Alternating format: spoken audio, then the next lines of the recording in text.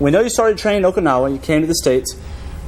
How did you get involved with Bruce Lee? We know you spent some time training with him. How did that come about? What it was like to train with Bruce Lee? Well, see, jumping back real fast to Bruce, I was over at a magazine called Black Belt Magazine one day, and he came running outside and tried to talk me into taking lessons from him. I had seen him in 1967 at the United States National Karate Championships up in Washington, D.C., but at the time I didn't think very much of Kung Fu or Kung Fu practitioners. That was his base, Kung Fu from China. Yeah, so usually the kickboxers destroy most of the Kung Fu experts inside of not one round, but inside of 30 seconds. It doesn't really stand a chance against full contact fighting. But anyway, we had a real interesting relationship. I found him to be very charming, extremely intelligent, and very, very creative. And I had a lot of fun working with him. We did a tremendous amount of research. He improved my skills tremendously. I'm sure you had a lot to offer him also.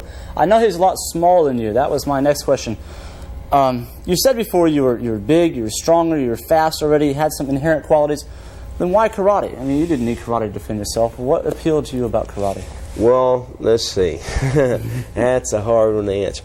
I originally had always been sort of attracted to the aesthetic appeal that the martial arts had to offer. Also, I guess we're all looking for some sort of little magic injection of some type of self-confidence we can gain from it, or any degree of efficacy we can develop on either a mental level or a physical level, or the combination. And basically an overall feeling of just feeling better about myself, improving my self-esteem, hopefully finding or discovering something there that I can use to carry over into other contexts. For example, like the kids today that get involved in martial arts, a lot of them not only go home and have better behavior and they're better disciplined at home, but they're improving their grade averages. There's a little more to it than just the sport. And there's a lot of special cases working with hard people who have problems like with learning disabilities and so forth, were getting involved in the martial arts and so forth, has improved people dramatically. Well, came back to the States and got involved in the acting, Hollywood. Made some movies, appeared on many television shows. I know you co-hosted the Merv Griffin Show.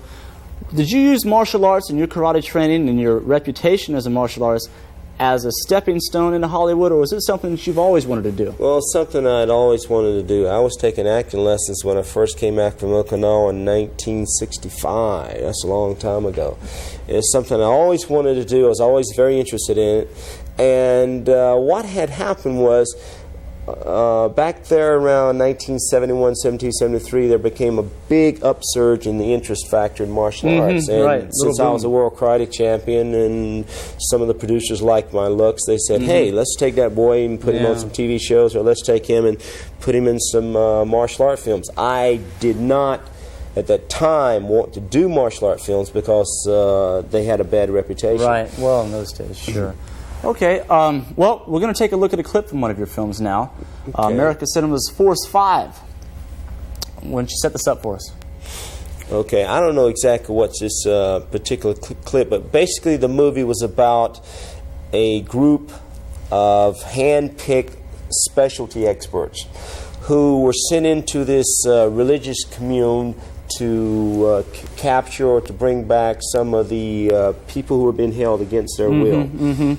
Force 5. Okay, well, if I recall, this scene is where you all are going to breakfast and your students jump you. Oh, the morning ritual. Okay, I see what you're saying. We'll take a look at it.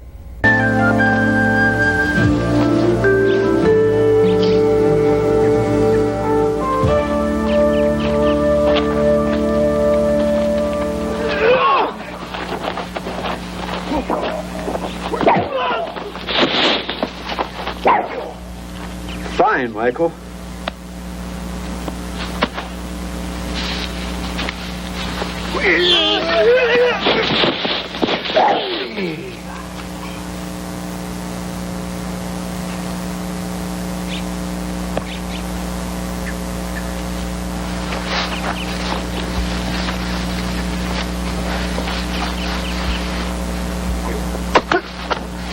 Actually, a cup of coffee back at the house would be sufficient. Everybody should start the day off with a good breakfast. Care to lead?